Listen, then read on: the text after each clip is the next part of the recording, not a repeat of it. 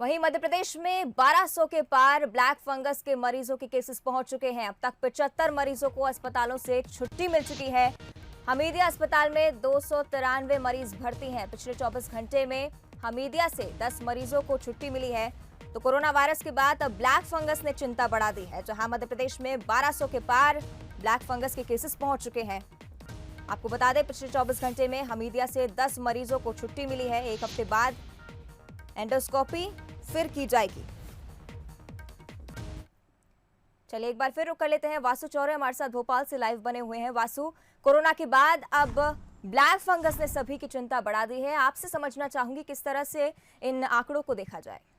बिल्कुल अवंतिका, आपने ठीक कहा। कोविड-19 के बीच एक ब्लैक फंगस नाम की नई मुसीबत ने हम ये कह सकते हैं कि दस्तक दी है और लगातार जो ब्लैक फंगस के मामले हैं वो बढ़ते जा रहे हैं। अब 1000 के ऊपर ये जो आंकड़ा है ये पहुंच गया है। कोविड की तरह ही भोपाल और इंदौर ही वो दो शहर हैं जो ब्लैक फंगस से भी जो सबसे ज़्यादा इफेक्टेड हम कह सकते हैं। और अब सरकार ने एक नेजल एंडोस्कोपी का जो अभियान शुरू किया है, करीब एक हफ्ते से ये अभियान चल रहा है, जिसके तहत जो कोविड और पोस्ट कोविड मरीज हैं उनकी नेजल एंडोस्कोपी की जा रही है, जिसके जरिए जो ब्लैक फंगस के शुरुआती लक्षण हैं उनको परखा जा सके और इसके बाद मरीज को शुरुआती ही स्टेज में इलाज दिया जा सके, ताकि जो मरीज है उसको बहुत ज़्यादा ये जो फंगस है वो नुकसान ना पहुंचाए।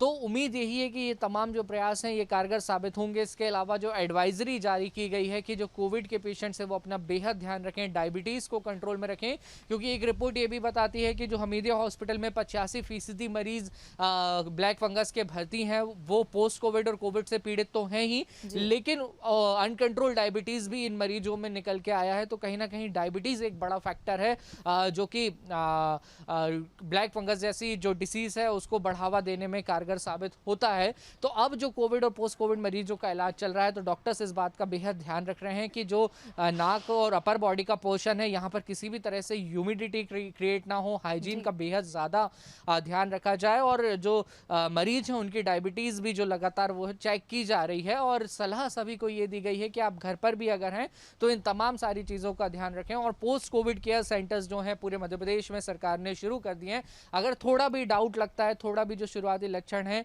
अगर वो आपको सामने आते हैं, तो आप पोस्ट कोविड सेंटर्स में जा सकते हैं, वहां से दवाइयां उपलब्ध करा सकते हैं और चिकित्सा सलाह भी ले सकते हैं। तो उम्मीद है अवंतिका कि जिस तरीके से हमने कोविड की रोकथाम में हम बहुत हद तक सफल रहे, ये कहना तो अभी सही नहीं होगा कि पूरी तरह से कोविड का संक्रमण थम गया है, लेकिन बहुत हद तक हमने कम जरूर किया है। और इसी तरह अगर हम ब्लैक फंगस को लेकर भी जागरूक हो गए तो बहुत बड़ी ये चुनौती नहीं है, क्योंकि ये कुछ चुनिंदा मरीजों में ही सामने आ रहा है, तो इसे रोका जा सकता है।